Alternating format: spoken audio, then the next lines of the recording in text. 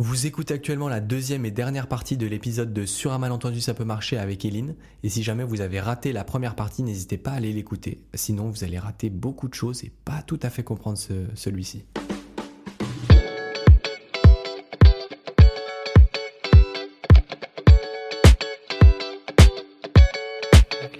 T'avais un autre truc à Est-ce nous que en ce moment il y a beaucoup d'enfants qui sont on parle de troubles de l'attention ou de TDAH, tu vois. Est-ce que ça t'en as eu des cas comme ça ou pas du tout? Alors non, parce que je travaille pas chez l'enfant. Tu travailles pas chez Non. l'enfant?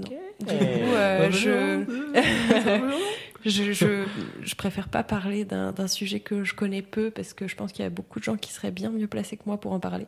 Mais est-ce que les neuropsys peuvent intervenir, pas toi forcément, mais est-ce que la profession de neuropsy intervient dans cette situation? Oui, oui, bien sûr. Par exemple, mon gamin, tu vois, là je le sens un peu perturbé. Mon gamin. Je l'envoie chez un neuropsy ou c'est un peu genre il y a d'autres étapes avant, tu vois?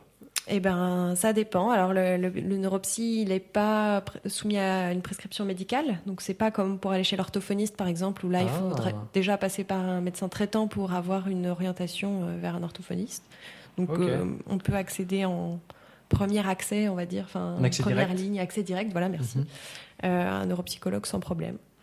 Donc, ça dépend du type de problématique. Si c'est une problématique plutôt au niveau du comportement ou au niveau de l'organisation, ou plutôt au niveau langagier, là ça sera peut-être plus l'orthophoniste. Enfin voilà, ça dépend. Mais c'est pas facile de s'y retrouver dans tous les professionnels. Hein. Ouais, c'est clair. Je comprends que on puisse. Même moi qui travaille dans ce domaine-là, j'ai parfois du mal à m'y retrouver un peu notamment chez l'enfant, parce que c'est un peu moins mon domaine du coup. Tout ce qui peut être proposé par les ergothérapeutes, les psychomotriciens, les orthophonistes, les neuropsys. Enfin, il y a des choses qui se recoupent entre les professions, et du coup, c'est difficile de savoir qui aller consulter en première ligne. Mais tu voulais dire un truc? Non. C'est vrai qu'on n'en a pas parlé encore, mais comment on fait pour devenir neuropsy? Qu'est-ce que c'est comme parcours d'études Alors, du coup, c'est une licence en psychologie, puis un master avec une spécialité neuropsychologie. Okay, en fait, 5 ans en tout, quoi. Ouais, c'est ça. On a un titre de psychologue avec une mention spéciale neuropsychologie.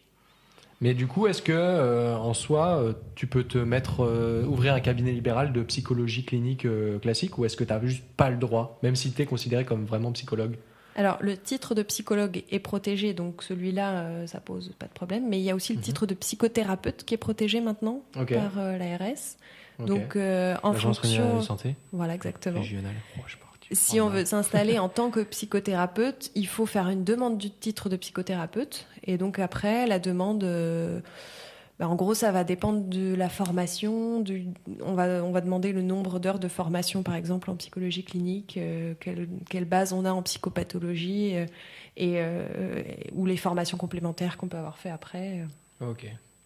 Et quand tu parlais de master de neuropsy, il y en a beaucoup en France, parce que les licences de psycho, j'ai l'impression que c'est hyper répandu, qu'il y en a dans beaucoup de facs. Est-ce que le master de neuropsy, il est aussi répandu que ça, ou est-ce que c'est quand même des trucs assez pointus, enfin assez rares, quoi? Non, il y en a quand même pas mal. Ouais. De plus en plus, et pendant un moment, ça a posé un peu problème, parce que du coup, il y avait beaucoup de gens qui sortaient diplômés en tant que psychologue spécialisé en neuropsychologie pour peu de postes. Ok. Là, ça va mieux. On a l'impression que c'est quand même un peu moins saturé au niveau des postes. Il y a de plus en plus de patients. Ou de plus en plus de reconversions, et donc de places libres, je ne sais pas. Oui. Mais oui, en tout cas, il y a aussi des domaines où les neuropsies étaient... Enfin, c'est quand même une discipline qui est récente, historiquement. Et il y a quand même des disciplines où il y avait peu de neuropsies avant, et qui commencent à arriver aussi. Je pense à la psychiatrie, par exemple, avec toutes les unités de réhabilitation psychosociale, par exemple. Il y a de plus en plus de neuropsies dans ces services-là, alors qu'il y en avait peu avant, je pense. Parce qu'on se rend compte que la neuropsie peut être finalement pertinent et intéressant dans ces situations-là, ou... Oui, parce qu'il y a des troubles cognitifs aussi. On parlait tout à l'heure de la distinction entre handicap cognitif, handicap psychique. C'est vraiment une distinction qui est un peu grossière, parce que dans certains troubles psychiques, par exemple dans la schizophrénie ou dans la dépression même, il y a des troubles cognitifs qui font partie du tableau clinique. Ok. Donc ça peut être un frein à la réinsertion aussi. professionnelle, sociale, tout ça. Ok. Sachant que, petite parenthèse, quand on parle de tableau clinique, c'est l'ensemble des symptômes, tu me dis si je me trompe, l'ensemble des symptômes que présente un patient. C'est ça. Très bien. C'est un tableau à double entrée. Oui, c'est ça. C'est pour ça que les neuropsies utilisent beaucoup Excel en général. Ouais. Vous êtes très formés. Beaucoup de codage, non? J'ai mon C2I. Je sais pas ce que c'est. C'est après le B2I. Ça existe encore, informatique. Ça, ouais. Tu penses que je l'ai, moi? Enfin, maintenant, c'est un truc que tu passes officiellement.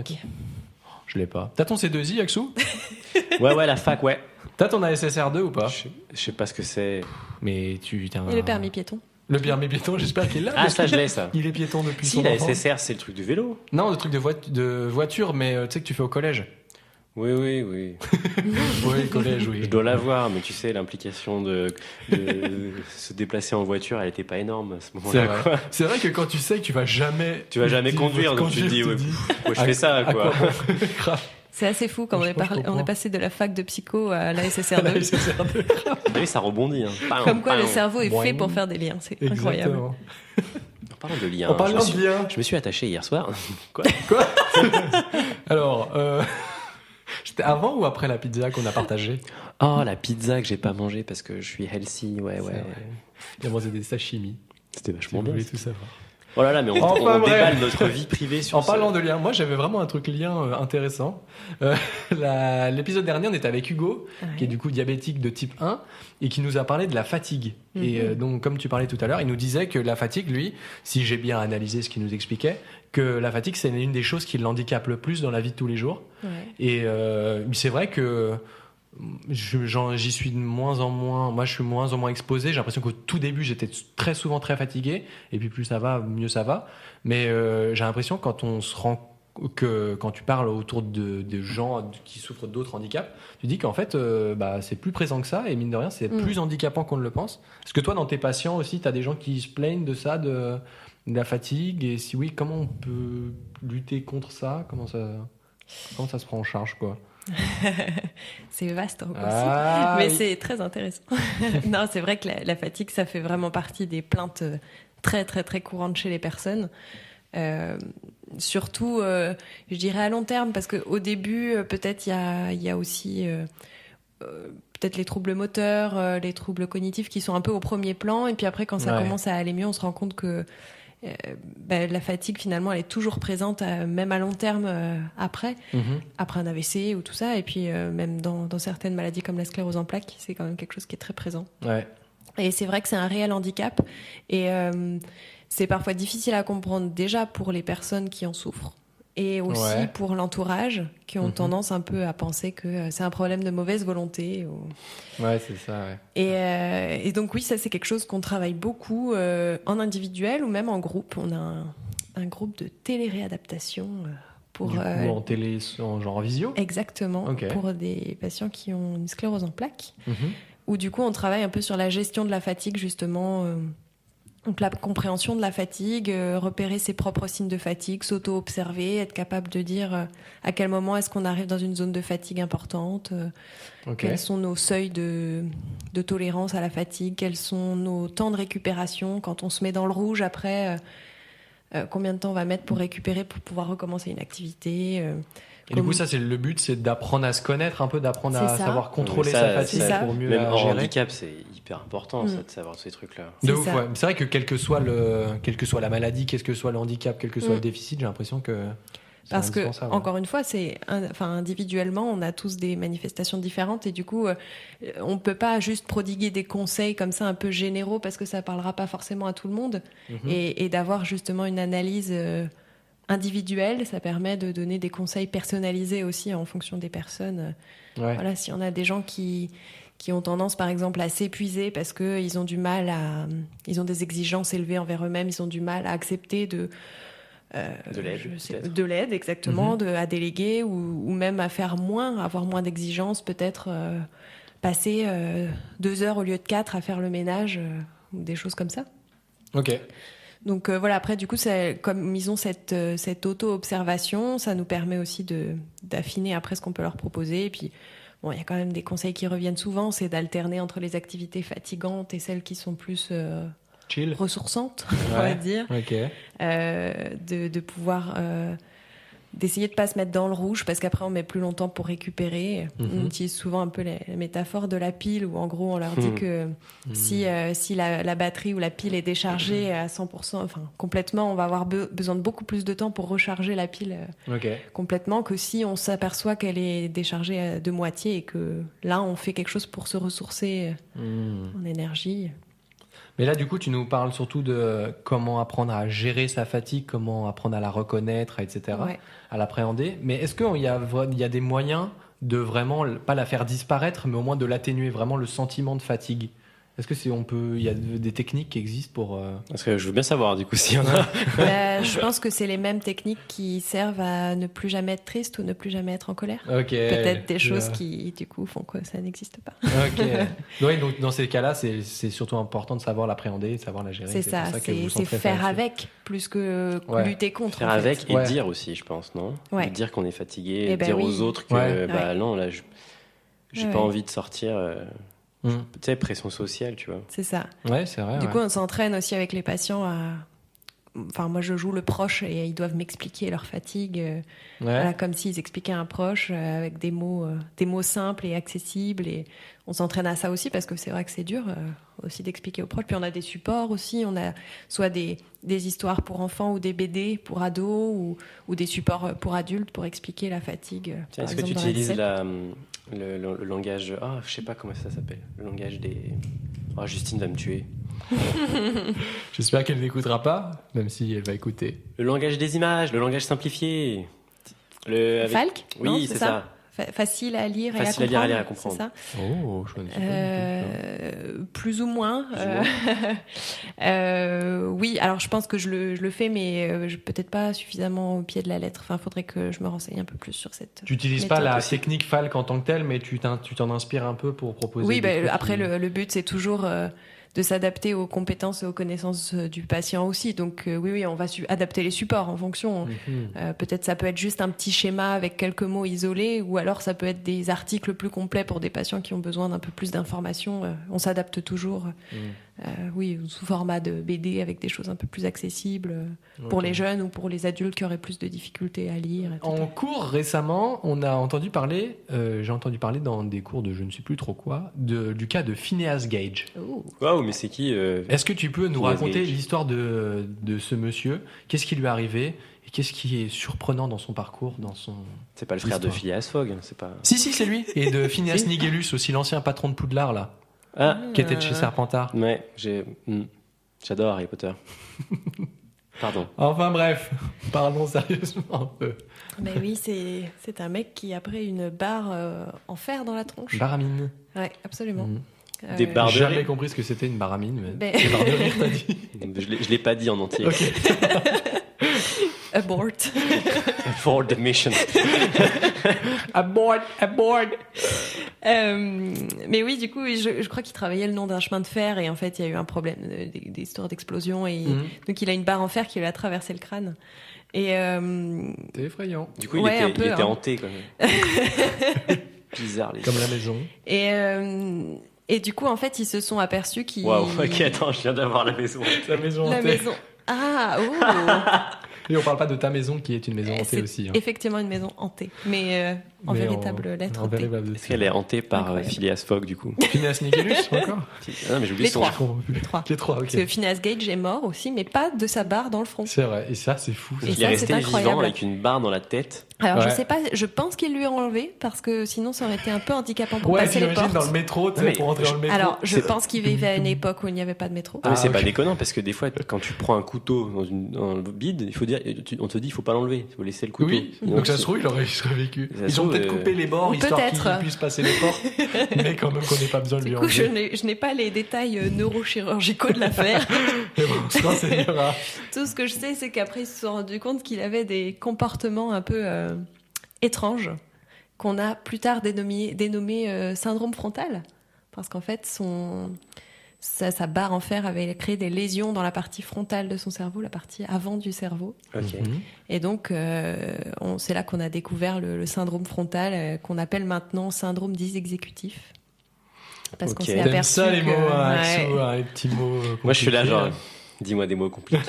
Vas-y, j'adore ça. Mais en gros, voilà, c'est des gens qui peuvent avoir des troubles des fonctions exécutives, c'est-à-dire qu'ils vont avoir, par exemple, des troubles de l'inhibition avec une incapacité à s'empêcher de dire ou faire des choses qui sont inadaptées compte tenu de contexte. Donc, peut-être des gens qui vont dire tout haut ce qu'ils pensent tout bas, mais qui n'est pas du tout socialement adapté. Là, tu vois, je pense à Gilles de la Tourette, par exemple. C'est en lien ou pas? Gilles de la Tourette, pour le coup, c'est un trouble neurodéveloppemental. Donc c'est pas ça n'est pas quelque chose d'acquis. C'est quelque chose de développemental, mais je ne sais pas exactement quels sont les mécanismes neuro en jeu dans le Gilles de la Tourette. Axel, et tu nous diras dans le prochain épisode. En tout cas, je tiens à dire que le syndrome de Gilles de la Tourette, tel qu'on l'imagine avec la personne qui dirait des gros mots tout le temps, c'est vraiment pas une bonne représentation de ce que c'est que ce trouble, et c'est vraiment pas la majorité d'ailleurs des personnes qui présentent ce type de symptômes. Comme la maladie de Parkinson. Les Parkinsoniens ne tremblent pas tous. Exactement, je crois que c'est 30% de formes tremblantes. Mais attends, mais c'est fou parce que dans mon imaginaire... Ils vont dire, t'as Parkinson, tu trembles. Mais en fait, il n'y a que 30% des personnes... Qu'est-ce qu'on est mauvais en imaginaire collectif. C'est fou. En même temps, les biais, les stéréotypes, Enfin, tout ça, c'est fait pour nous simplifier aussi la tâche dans notre cerveau. Notre cerveau, mais le cerveau est fait pour ça, pour simplifier. Mais c'est ça. Donc, tu passes à côté de tellement de subtilité de la vie. Oui. C'est vrai. Exactement. Et on parlait du coup de la baramine de Phineas Gage. Et oui. Et du coup, voilà, on peut retrouver des troubles de l'inhibition, donc justement avec la tendance à dire des choses pas du tout adaptées. Voilà, ou alors des troubles de flexibilité mentale avec des gens qui sont incapables de s'adapter à la nouveauté. Il y a un autre prof qui nous parlait de ça. Il nous expliquait que, imaginons, il vient, le mec, il va tous les jours faire ses courses, et qu'un jour il y a des travaux sur son chemin. Exactement. Et que du coup la route est bouchée, c'est route barrée. Et ben il est incapable de se dire bon bah tant pis, je vais prendre une autre route, et il reste bloqué devant la route barrée. Il se dit qu'est-ce que je fais? Exactement. La flexibilité mentale. Bref, s'il y a des travaux pendant longtemps, il mange pas pendant longtemps. Exactement. Et c'est voilà. Galère. Donc Non, mais c'est des petites choses qu'on peut tous avoir un peu dans le quotidien, mais c'est accentué encore une fois chez les personnes qui ont ce type de troubles. Mais je sais pas, nous, si on change l'organisation de notre tiroir à couvert et qu'on avait insupportable, ne faites jamais ça. Les couteaux à gauche, et qu'au bout d'un moment il faut s'adapter au changement de place des couteaux, peut-être que quelqu'un qui a un trouble de la flexibilité mentale, il aura du mal et continuera d'aller chercher les couteaux au même endroit. Et coupera avec sa cuillère. Par exemple. Voilà. Mais voilà, en tout cas, c'est des gens qui peuvent avoir du mal aussi à changer de sujet de conversation, par exemple. J'ai des patients avec qui on discute de quelque chose. Je vais changer de sujet de conversation, mais eux, ils vont continuer de répondre aux questions d'avant et de continuer de parler du sujet d'avant. Tu me dis si c'est faux pour toi, mais j'ai des amis qui sont infirmes moteurs cérébrales. Qui s'appelle plus infirme moteur cérébral, mais paralysés cérébraux. Ok. Voilà. Dans les classifications, je sais pas si ça a changé. Non, je pense que c'est juste le nom qui a changé. Ouais. Je savais pas. J'ai l'impression que ces amis-là, ils ont ce truc-là, tu vois, où ils vont rester sur un sujet qui leur tient à cœur pendant longtemps. Et ils ont les mêmes arguments tout le temps. Et tu fais, oui, j'ai compris. Non, parce qu'en fait, je pense que t'as pas bien compris. Parce que... Ok, je vois. Oui, une tendance à persévérer un petit peu sur les mêmes idées ou les mêmes comportements, c'est comme si tu avais l'impression qu'ils cherchaient un argument de plus, tout en redéballant tout ce qu'ils venaient de dire. Tu vois. Oui, ça peut être un défaut au niveau de la flexibilité mentale. Après, on peut avoir aussi des difficultés à planifier, à organiser des choses avec des gens qui font les étapes toutes dans le désordre. Par exemple, qui n'arrivent pas forcément à prendre une douche correctement parce que ils vont peut-être mettre le savon en premier avant de s'être mouillés. Voilà, des choses comme ça. Donc voilà, du coup, pour rassurer les gens, on parle pas de manger le dessert en premier, tu vois. C'est pas grave, ça. Ah, mais ça c'est un débat. Les repas à l'envers. Je crois que c'est dans un film où il y a quelqu'un qui argumente en disant le dessert c'est ma partie préférée, donc imagine s'il y a une bombe qui tombe sur le restaurant, et au moins je mourrais en ayant mangé mon dessert. Très pertinent, franchement. Et du coup, qu'ils mangeaient leur repas à l'envers, je trouvais ça très sympa. Je crois que le dessert est quand même meilleur quand t'as le ventre bien plein, tu vois. Faut voir. Il y en a plein, ils disent moi j'ai besoin de la petite touche sucrée en fin de repas, tu vois. Mais ça c'est des habitudes, hein. Ça se trouve si on bouleverse les habitudes. Les habitudes dans la vie dure. Les habitudes, c'est comment neurologiquement? Question Et du coup, il s'avère que ce Phineas Gage, vu qu'il a totalement changé de personnalité, sa femme l'a quitté, il a perdu tous ses amis, etc. Et il y a une histoire après, non? Je sais pas exactement ce qui se passe après. Il est mort peut-être. Mais à un moment donné, j'imagine, parce que c'est un petit peu la finalité de toute vie. Ouais. Oui. La mort. C'est vrai que souvent ça se passe comme ça, ouais. Non, mais oui, mais en tout cas, oui, ça fait partie. Encore comme le patient Tant tout à l'heure, c'est un peu le premier cas qui a permis de décrire un peu les fonctions du lobe frontal. C'est un cas d'école, ouais. Ouais, moi, nous, on en parle encore en études en 2023. Bah ouais. C'est un truc qui s'est passé dans les années combien? Des années 20 peut-être, un truc comme ça? J'en sais rien du tout. Mais en tout cas, c'est hyper vieux, ouais. On en parle encore maintenant. Comme le patient HM. Henri Molaison, je crois, qui est un des premiers patients aussi qui a permis de décrire l'amnésie antérograde, donc la mémoire, le fait de mémoriser de nouvelles informations. Alors lui, je crois que c'était... j'ai peur de dire des bêtises, mais je me demande si c'était pas dans le cadre d'une épilepsie, on a retiré une partie du cerveau du foyer épileptique. Je sais pas si je confonds pas avec un autre, mais en gros, on s'est aperçu que il n'arrivait plus à mémoriser de nouvelles informations. Donc il se souvenait de tout ce qui s'était passé avant. Tous ses souvenirs d'avant l'opération, il n'y avait pas de souci, mais par contre il était incapable d'encoder de nouvelles informations. Donc on lui disait quelque chose, on revenait dans la chambre une demi-heure après, et il nous demandait de nous présenter. Enfin, c'est ce que les gens décrivent.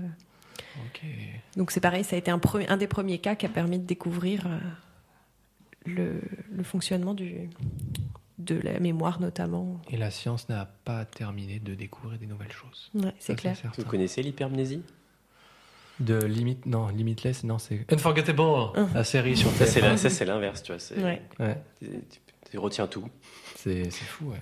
Mais je trouve que, encore une fois, dans l'imaginaire collectif, l'amnésie, ça fait peur un peu. Ouais, et puis je trouve qu'on a l'image du mec qui a eu un accident et qui a oublié toute sa vie, en fait. Il y a beaucoup de films sur ça. Et en fait, ça, c'est hyper rare. Les amnésies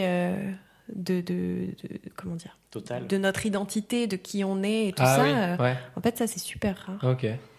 Et oui, c'est ça qu'on voit beaucoup dans les films. C'est sûr, mais les films, ça stimule vachement notre imaginaire. Si on n'oublie pas qui on est, on oublie quoi quand on fait des amnésies?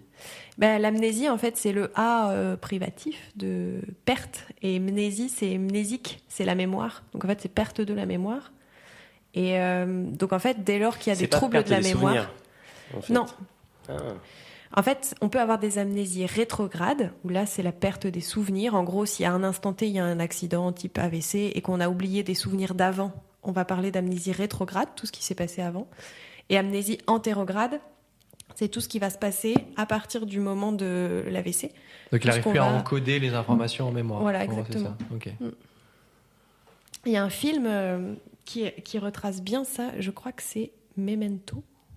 Crois. C'est une relativement bonne représentation de l'amnésie antérograde avec du coup quelqu'un qui cherche à résoudre une problématique, je sais plus exactement ce que c'est, s'il y a quelqu'un qui a tué quelqu'un de sa famille ou je sais plus, et du coup dès qu'il arrive à enquêter sur une info, il se tatoue sur le corps les infos, parce qu'en fait après sinon il oublie en fait.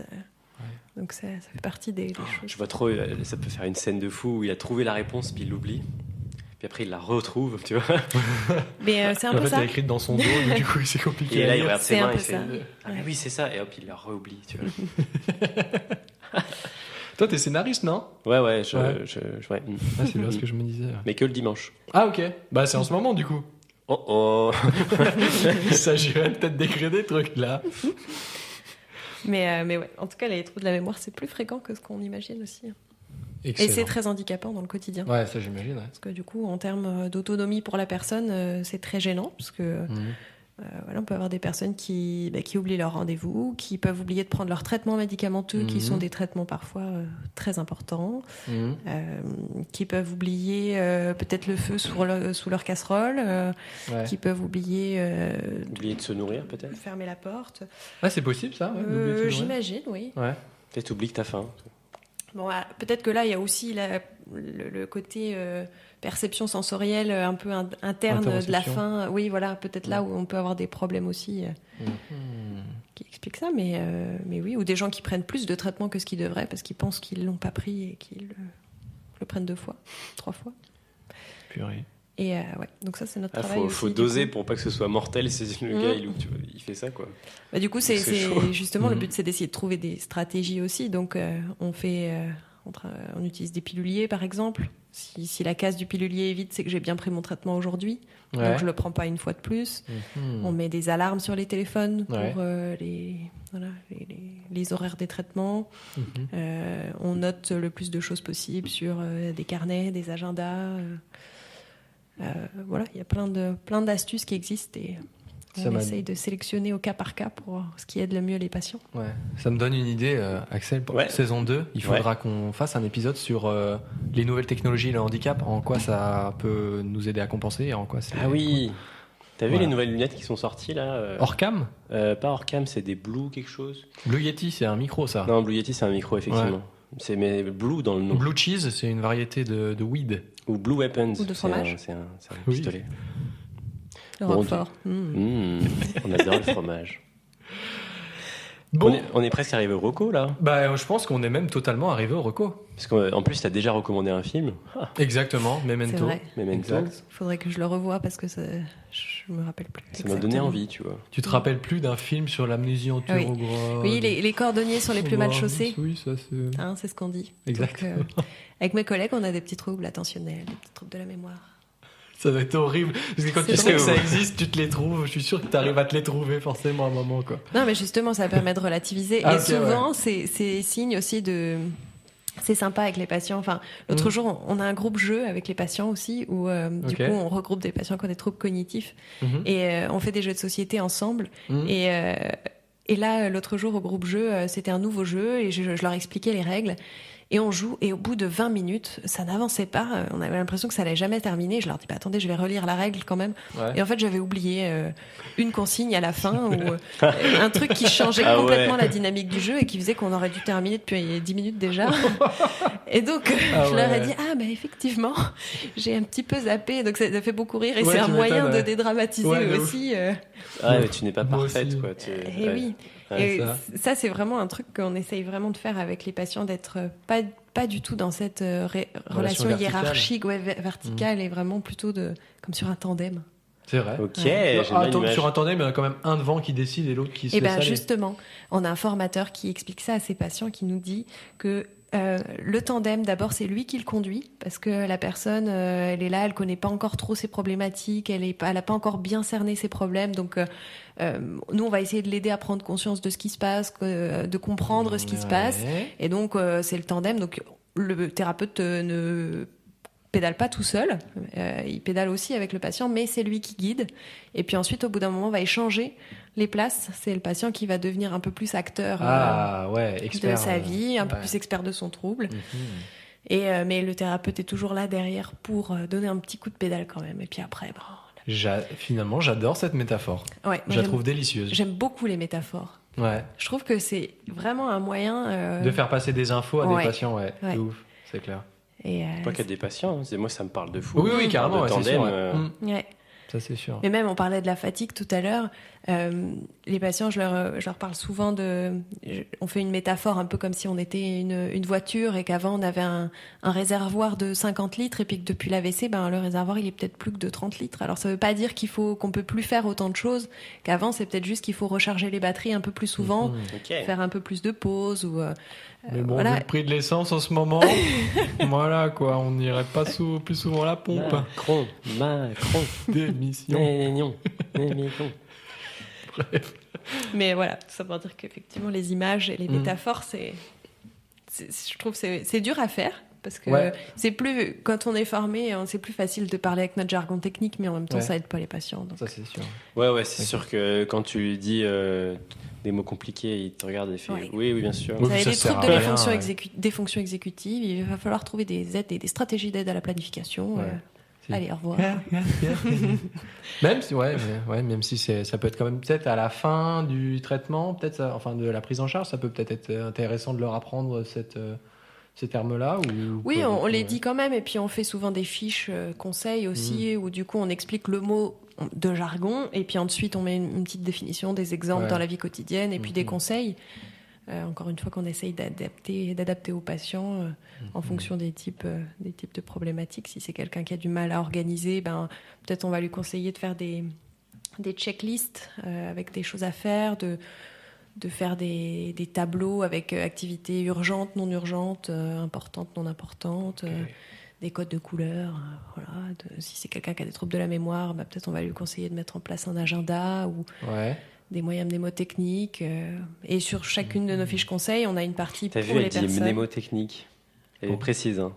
Pourquoi ? Parce que moi, je dis mémo. Ah oui, oui. Ah. Et c'est le mné de mnésique. Ça fait longtemps que j'avais... je savais pas au début. C'est en kiné que j'ai compris que c'était mnémotechnique et pas mémotechnique, effectivement. C'est technique, ça. Et parce qu'on dit, c'est mémo, ça peut être mémo de mémoire. Ça pourrait aussi. Je me fais un mémo. Oui, on ne dit pas je me fais un mnémo. On se comprend dans tous les cas. Exactement. C'est ça qui est important. Du moment qu'on ne dit pas un gémeau, par exemple. Un gémotechnique. Ouais, c'est ça. J'ai un moyen pseudo-technique. Tu peux le dire aussi, on te comprendra, il n'y a pas de souci. Exprime-toi comme tu veux.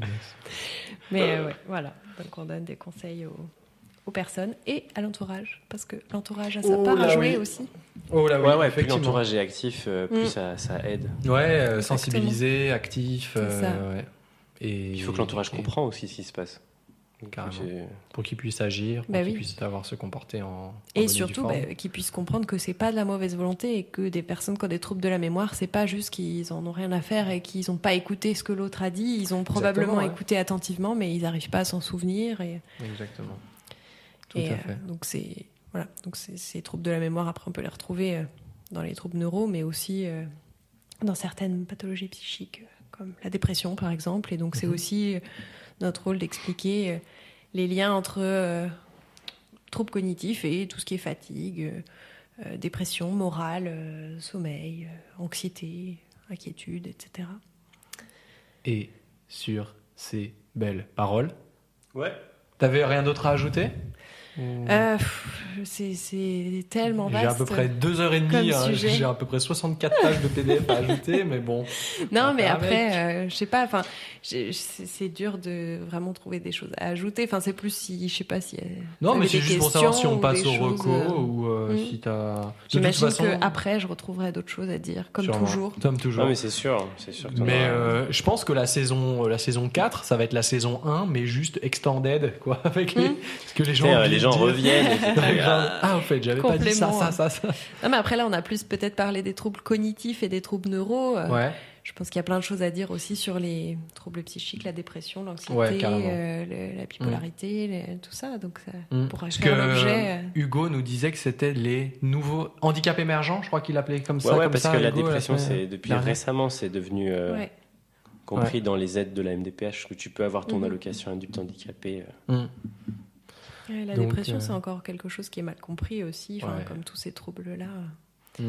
Mais dans les images dont on parlait tout à l'heure pour la dépression, c'est un peu pareil quand on dit à un dépressif allez, souris un peu, ça va aller mieux. Tu dirais Thibaut Inchep, rien à foutre de ta dépression. Ouais, voilà. Il a dit ça. Quand les patients, du coup, ils me rapportent un peu ce genre de problématiques, des patients déprimés qui me disent on m'a dit de me secouer un peu et puis que ça irait mieux. Il suffisait que je sois un peu plus positive dans ce que je dis et puis ça irait mieux. C'est la vision américaine, tu sais.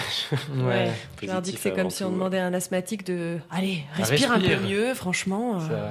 Donc, mais ça fait partie des choses qui restent encore à améliorer dans la communication. Exactement. Et je pense qu'on fera en sorte qu'un épisode de Sur Malentude, ça peut marcher traite de ce sujet qui est hyper vaste, hyper intéressant et indispensable. Trop cool. À transmettre. On va passer du coup aux recommandations culturelles si vous le voulez bien. C'est parti. Qui commence ? Je peux commencer. Oh, il s'impose celui-ci. Super, le melon. J'ai dit peu. J'ai pas dit je vais commencer. Allez, et puis s'il l'avait pas fait, t'aurais dit super, il prend pas ses responsabilités. Dans tous les cas. Je suis toujours préparé à ça parce que Maxime il aime trop faire ça. Ah oui. Ça m'étonne. Ah tiens. Oh, arrêtez hein. Axou, les recos. J'ai plus envie. Je vais vous recommander d'aller voir une chaîne YouTube qui s'appelle H Paradoxae. Oui. Donc c'est un ami, Alistair. Ok. Une personne transgenre. Ok. On n'a pas parlé de ça d'ailleurs. C'est vrai. Parce que c'est pas un handicap, tout C'est simplement. pas un handicap. C'est pour ça. Mais ça fait partie des neuroatypiques, tu vois. Je pas crois trop. que dans le Est-ce que c'est DSM, il me ça semble qu'il y a une catégorie qui s'appelle dysphorie de genre. Ah, Avec ok. justement le fait de ne pas se sentir à l'aise avec le genre qui nous a été assigné à la naissance. Ok. Je crois que ça fait partie, parce que c'est un malaise, on ne dit pas que c'est Ouais. anormal, mais en tout cas ça provoque une souffrance et du coup Ok. c'est classifié, il me semble, dans le DSM-5. À Et vérifier. ben, pour en savoir Excellent. plus, il faut aller voir absolument sa chaîne YouTube. Super. Eh ben, avec plaisir. Parce qu'il en parle beaucoup mieux que moi. Ouais. Et il fait aussi un peu de vulga sur la MDPH et puis c'est les démarches à faire, tu vois. Oh, ça. C'est Les démarches d'utilité MDPH. publique. Ouais, c'est super cool. On adore, ouais. Voilà, c'est tout. C'était ma reco. T'as une seule petite reco. Bah, j'ai qu'une reco. Moi, je J'ai vais qu'une passer reco. pour le mec égocentrique si j'ai mes 3 recos. Toi, t'as et que je- Moi, toujours j'en ai 3 12. recos. Ouais, cool, merci. Dieu merci. Ouais, mais je sais pas, j'ai trop de choses que j'aime et que j'aimerais faire découvrir aux gens. Faudrait qu'on fasse un podcast juste qui s'appellerait Recommandations culturelles. Puis on parle de trucs serait qu'on a fou. vus. Ouais. Ce serait, ouais. On peut. Ce serait trop bien. Éline, des recos? Bah oui. Raconte. Alors, j'ai fait un peu à la fois du très sérieux et du très peu sérieux. Très bien. Des choses qui sont plus sérieuses en rapport un peu avec mon domaine. Il y a deux choses dont je voulais parler. Il y a un site internet d'une association qui s'appelle Raptor Neuropsy. Ok. Ah, il y a des raptors. Eh oui, Oui, comme j'entends l'équipe les des Raptors. Toronto Raptors. il y a la plein de NBA, choses ouais. illustrées avec des petits dinosaures. C'est trop marrant. C'est trop mignon. Et oui. Et donc, en fait, c'est une association qui milite un peu pour le partage de connaissances. Et du coup, ils ont un super site avec plein de ressources documentaires très, très accessibles sur plein de sujets différents, sur la psychiatrie, le neurodéveloppement, la neuropsychologie de manière générale. C'est vraiment super. Et ils ont plein de choses très pratiques. Là, dernièrement, je crois justement, ils ont sorti, alors faudrait que je retrouve, mais ils ont une page Instagram aussi, ils ont sorti un guide un peu de comment aider certaines personnes qui pourraient présenter certains troubles psychiatriques. Alors, je sais plus exactement lesquels ils ont pris en exemple, mais c'est vraiment des choses très grand public et vraiment Trop bien. super, Trop cool, ouais. et avec des fondements scientifiques. Des bases scientifiques solides aussi, parce que Ouais, Ah oui, ouais. c'est pas n'importe quoi. on entend Ouais. beaucoup de choses Ouais. sur le neuro de manière générale. Ouais, mais c'est dur de beaucoup s'informer là-dessus, hein. neuromythes. Ouais. Il y a Quand quand même tu- beaucoup de désinformation. Ouais, c'est vrai. Donc, et même pour nous qui sommes censés être un peu dans cette branche-là, on peut se laisser avoir quand même pas mal par C'est vrai, des fausses c'est idées. déjà arrivé que tu t'arrives un jour au travail. Ouais, j'ai vu ça. Pas du tout, c'est tout à fait faux. Ouais, les interprétations que tu peux avoir de certaines données. Oui. Ça peut, effectivement, tu peux aller d'un tout à l'autre, quoi. Enfin, du tout au tout, quoi. Ça peut varier Tout du au tout tout. au tout. Oui, Comme Audrey Tautou. Merci à vous. il y a beaucoup de Excellent. choses. Ou Audrey Fleurot, sinon. Oui, ou Audrey Verret. Audrey Verret. Enfin bref. Non, mais voilà, enfin, des choses. Je pense par exemple au très médiatisé au potentiel intellectuel, où du coup on entend beaucoup de choses. Et moi, la première, voilà, T'as les avant de poils me qui se renseigner sur hérissent. non, mais avant de me renseigner sur le sujet, je connaissais ce qu'on en disait, mais finalement, Ouais. voilà, Je me rends compte il que faut c'est aller beaucoup plus complexe. creuser que un ce peu plus qu'on- loin. Voilà. Ouais. Et le Raptor Neuropsy a justement sorti Oh, un document très bien élaboré sur le sujet. ok. Donc c'est très chouette. Ça existe des tests, genre, tu sais, comme les tests que tu fais là sur Internet, tu fais ton test et puis tu es là, tu fais ah, ok, je suis au potentiel intellectuel, tu vois.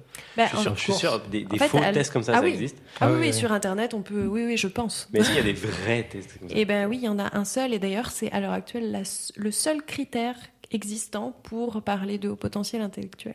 Donc tu peux pas juste en posant des questions à quelqu'un savoir. Il faut Non. vraiment que tu passes ce test précis et que le score de ce test soit supérieur à tel chiffre. La définition actuelle, en tout cas, du haut potentiel intellectuel, c'est ça, pour l'instant. On peut le faire le test, hein, il est où?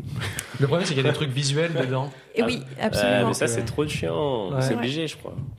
Oui, oui, parce qu'à l'heure actuelle, il n'y a qu'un seul. Mais c'est comme le test de QI, il y a des trucs visuels. Et ben, c'est ça, c'est le test de QI. Ouais. C'est en fait la définition à l'heure actuelle du haut potentiel intellectuel, elle est basée sur la conception de quotient intellectuel, et du coup, c'est la seule définition aujourd'hui, c'est un quotient intellectuel supérieur à 130. D'accord, ok. En fait, voilà. Les études montrent que pour l'instant, on n'a pas retrouvé d'autres particularités vraiment systématiques chez les gens qui présentent un haut potentiel intellectuel, qui permettent de l'identifier autre que pour l'instant cette caractéristique-là. Excellent. Donc voilà, et puis Rapport après, neuropsy, donc. toujours un peu dans le même domaine, du coup je me suis rappelé en parlant un peu du patient Tan, du patient HM, du patient de Phineas Gage. En fait, il y a un livre qui s'appelle Neuroconte, Histoire de cerveau extraordinaire, je crois que c'est le sous-titre, où du coup ça reprend un peu ces différentes histoires avec une partie vraiment où l'histoire est racontée comme une histoire pour enfants, et puis après une partie explication un peu plus scientifique sur la question. Trop bien. Et c'est super bien fait, les illustrations sont top. Le conte, la meilleure façon de transmettre des infos. Transmettre des choses. Ouais. J'adore. C'est vraiment un super bouquin. Ludique, tout âge. Ouais, exactement. Exactement. Et du coup, même pour moi qui connaissais ces trucs-là de par mes cours, j'ai l'impression de redécouvrir, parce qu'en fait, c'est vachement plus ludique, plus attractif. C'est vraiment plus sympa. On retient et on comprend. Tu retiens l'information. C'est sûr. De ouf. Donc voilà, ça c'est un super bouquin aussi. Ouais. Et puis après, pour passer d'un bout à l'autre du continuum du sérieux, parce que là c'était un peu trop sérieux, je suis une fan inconditionnelle du podcast À bientôt de te revoir. Oh oui. Qui s'est malheureusement terminé en janvier. Ouais. La tristesse. À ma grande déception. Ouais. Mais voilà, qui est un podcast... comment on pourrait le décrire, des interviews décalées. D'humour décalé, voilà, très décalé. sur la base du concept de contre-soirée dans la cuisine. Exactement. Je crois que c'est comme ça qu'elle le décrit. Ouais, exact. Dans le canapé, où on va... Quoique le canapé dans la cuisine, c'est peut-être un petit contresens, là. Il y en a qui... mon canapé dans ma cuisine. Ça, c'est pas une question de place, c'est tout. Non, mais en tout cas, c'est très marrant et c'est très décalé et complètement farfelu, mais... Moi, j'aime beaucoup. Mais c'est vrai que c'est très humour dépendant. Moi, je sais que j'adore, ça me fait rire aussi, mais j'ai fait écouter à des potes qui comprendre. Qui m'ont dit, mais c'est débile, c'est horrible. Je peux comprendre que ça fasse cet effet-là, en tout cas. Je connais pas. J'irai faire un petit coup d'oreille. Eh ben, t'iras acheter une oreille, effectivement. Voilà. Après, en tant qu'auditrice de podcast, j'en aurais des seaux, chier, des brouettes, que dis-je. Mais les valises entières pleines de cadeaux. On va peut-être s'arrêter là. Quand tu découvres le monde du podcast, tu te rends compte que c'est un trou sans fin et qu'il y a des trucs dans tous les sens. C'est génial. De plus intéressants, plus marrants que les uns que les autres. Il y a Neurosapiens aussi, mais que j'ai pas encore trop écouté. J'ai écouté juste 2-3 petites choses en podcast qui a l'air très sympa aussi. Excellent. Et puis il y a vraiment beaucoup de choses. Si t'es en panne de recos pour les prochaines fois, je te ferai des petites suggestions. Je te pomperai tes recos. Non, mais lui, il a pas de soucis. Moi, je te demanderai plutôt. C'est plutôt moi qui. Eh ben, je peux te les donner à toi, il n'y a aucun problème. Je bois la culture. Comme du petit lait. Après, ça ressortait aussi vite, mais. Par le nez. Ouais, par pas mal de trucs. Tiens. Ça, c'est aussi sacrément gênant. Oui. Je sais pas si ça vous est déjà arrivé. Mais... Oui. De chier de la culture. Moi, ça m'est déjà arrivé. Ça peut faire mal, parce que si tu bois du Lego après. Ça dépend si tu la digères bien ou pas. Si tu bois de Lego. Si tu bois du Lego. Si tu bois ton propre Lego. C'est relou. Du Lego. Star Wars. Mindstorm. Oui, c'est bien. Par exemple. Je pensais que c'était un type de lait. Du Lego. Du Lego. Ah, du lait de vache qui s'appellerait Go. Du lait de goyave.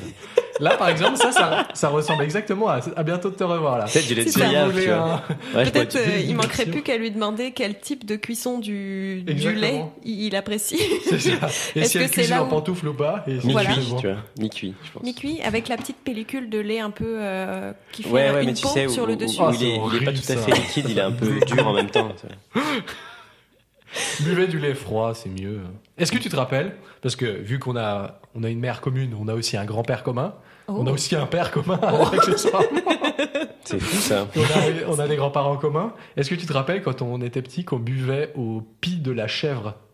On n'a jamais fait ça. Moi, je l'ai fait. Donc là, je suis en réunion de Quand famille j'étais avec et j'entends Clément. des histoires de famille, là. C'est ça qui se passe, là? J'étais J'adore. avec Clément, on est à Cordès, tu te rappelles pas? Méfie-toi des faux souvenirs. Oh, ça existe ça? J'ai lu un truc ce matin, d'ailleurs. J'adore les qui- faux souvenirs. C'est... Mais J'en ai plein. Comment Ça, c'est ça. Et j'étais là, mais. Quand on allait en prison De ensemble, quoi tu sais, on a tu passé parles 14 ans à Fleury-Mérogis, c'était quoi? Ouais, par exemple, mais j'étais pas là en fait. Mais si, c'était là. Mais, et le pire, c'est que toi, tu te mets à y croire un petit peu et tu te dis, ah, peut-être qu'en fait, Ok. ouais, j'étais vraiment là. Mhm. Et après, tu te mets à dire, ah oui, peut-être, ouais. Ok, Pas du tout. c'est fou. C'est fou. Bref, je vais passer à mes recos parce que j'en ai beaucoup trop. Je vais le faire rapidement. On est allé voir avec Audrey il y a 2 semaines la première du spectacle de Vincent Boubacar, donc un spectacle de stand-up qui s'appelle Vincent Boubacar s'excuse de vivre. C'était au théâtre Lulu dans le 7e, là à Jean Massé à Lyon. Et ben, c'était sa première. Pour l'instant, il n'y en a pas d'autres de prévues. Mais si jamais vous voyez pop le nom de Vincent Boubacar, allez-y, les yeux fermés. On a beaucoup ri, on a passé un très bon moment. Je me rappelle plus exactement. Je lui avais fait une analyse très profonde de tout ça, mais c'est assez original. Il a une vision. C'est pas juste il fait des vannes pendant 1h30. Il y a un vrai fil rouge, fil conducteur autour de la littérature, de la comédie, comment on dit, classique, non, du théâtre classique. C'est comme ça qu'on dit, Axel? Ouais, c'est ça. Classique. Et il tourne un peu autour de ça, c'est hyper original. Moi, c'est un humour qui me plaît carrément. Donc, franchement, on a beaucoup ri. Donc, Vincent Boubacar, n'hésitez pas si vous voyez passer. Dans les podcasts, toujours, comme on disait tout à l'heure que le podcast c'est un puits sans fin, j'ai découvert Les Baladeurs. Est-ce que vous connaissez les podcasts c'est Les génial. Baladeurs? Ouais. Je suis face à 2 fans de podcast ici. Ouais, exactement. Ils décrivent ça comme récit d'aventures et de mésaventures en pleine nature. Et c'est des gens qui racontent des histoires qui leur sont arrivées en pleine nature, comme son nom l'indique. Ok. Ça finit toujours bien, même si parfois Ouais. leur péripétie De ouf. ne laisse pas présager que ça se termine bien. Exact. Et du coup, c'est des épisodes de 30 minutes à 1 heure. Là, celui que je suis en train d'écouter, c'est l'histoire d'une expédition de plongée sous la banquise du pôle Nord. Oh, déjà dangereux. Déjà, ça fait... T'es pas sûr de remonter. Je pense que c'est le dénominateur commun des épisodes. Tout est un peu dangereux quand même. Ouais, c'est vrai que c'est pas... Ouais. En général, c'est pas ultra... Ça, c'est ouais. des histoires C'est qui pas des font trucs que je rêver, ferais ça, moi-même, c'est ouais. super. Moi, j'adore ce Ouais. truc-là. Et moi, je le prends avant d'aller me coucher. Et ça a fait voyager un petit peu avant d'aller se coucher. Ça fait... Ouais. Ah, puis la ça réal fait est du cool bien. aussi La avec réal les est très musiques. cool, ouais. Et Ouais, grave. C'est vrai qu'il y a des vraiment petites très musiques, sympa. ouais. Et puis les gens qui interviennent, déjà, ils ont vécu des trucs de fou. Et Ouais. deuxièmement, ils parlent très bien. Donc, c'est ultra intéressant. Donc, Il y a les un épisode baladeurs. sur les singes hurleurs qui est Oui, génial. tu m'avais dit, j'ai pas écouté encore, Très mais sympa. Trop envie de faire Ouais. le singe hurleur. Je le ferai pas par pudeur. Mais... par pudeur, seulement par pudeur. Sinon, je maîtrise totalement l'activité. hein. Et dernier, Plus de singe hurleur. c'est une reco musicale, bien entendu. Il y a The Weeknd qui a sorti une version, comment on dit, une version album d'un de ses concerts. Alors où c'était dans un stade à Los Angeles. Je me rappelle plus quel stade exactement, mais voilà. Franchement, Mais ça m'a. est-ce que du coup c'est un enregistrement d'un de ses concerts? Ouais, Ok. exactement. Un album live. Exactement, un album live, ouais. C'est le premier qu'il a sorti et franchement j'ai adoré. En fait tous ces morceaux sont réarrangés et j'ai eu l'impression qu'il y a une direction, hein, parce que The Weeknd il a eu plusieurs phases. Là il a sa phase un peu synthwave, new wave où ça ressemble un peu aux années 80 et tout. Sa phase avant ça ressemblait plus à du R&B, soul. Une phase avant c'était encore différent. Et là dans son concert il lisse un peu toutes ces directions artistiques pour n'en faire qu'une seule. Et du coup, ouais, tous les morceaux sont réarrangés, ont une couleur différente, une interprétation différente et tout. Et franchement, j'ai adoré. Donc, à vous d'aller écouter, de vous faire votre propre avis. Ça dure 1h35. Il y a 31 morceaux, dont les plus connus Blinding Lights, Take My Breath, Save Your Tears, des trucs comme ça. Puis I Feel It Coming. Et voilà, allez écouter. en voiture. 1h35, c'est pile le temps de voiture pour rentrer chez moi. Je Exactement. pense que... C'est Coïncidence, parfait. je ne Exactement. pense pas. C'est absolument pas une coïncidence, c'est tout à fait une recommandation. Voilà. Des choses à ajouter, messieurs, dames? Souscrivez un abonnement. Oh, il s'est trompé de. Ah non, ça De c'est. format, celui-ci. Comme ils ont arrêté les deux là, donc. Ah, ils ont arrêté? McFly et Carito. Ok. Ils sont en pause. Ils sont en pause. D'accord. Donc je reprends leur truc. Hop, Comme ça, ils sont plus en pause. Sur un malentendu, ça pourrait ça peut marcher. marcher. Bah écoute, messieurs, dames, sur cette fin totalement poétique et totalement maîtrisée, on va se quitter. On se quitte sur une belle lumière qui s'imprime dans la pièce. Nous C'est sommes vrai, bah, ça trois. bien c'est toi vrai. qui le dis. Hein. Il y a une vraie lumière, une belle lumière. Je pense qu'elle émane de nous trois. C'est vrai. Oh. C'est la lumière de l'intelligence. Oh là là. Oh là là, je suis écœuré de... Le miel, Ça- de ça miel. glisse. Mais Ça c'est beau, glisse. c'est enveloppant. Donc comme vous avez remarqué, les épisodes maintenant sont en 2 parties. En général, ouais. Je sais pas combien de temps ça a duré, mais ce Je sera vais peut-être... voir. Ce sera le cas, encore une fois, on fera 2 parties, je pense. 1h44, il y a moyen. Ouais, ce sera sûrement en 2 parties, effectivement. Donc ouais. abonnez-vous pour ne pas manquer les deuxièmes segments, je dirais. Ouais, exactement. Deuxième partie. Et la prochaine fois, on sera avec FT pour parler, des différences Québec-France sur le handicap en général. On va balayer un peu différents trucs sur les visions, J'ai les très hâte. adaptations. Ouais, grave. Surtout qu'FT est un... Oh, Bien joué, je Alois ça Sauveur. pas entendu dans le micro, mes notifications. Allez, Voice over. bisous. Ciao, ciao. Ciao. À plus dans le Ciao.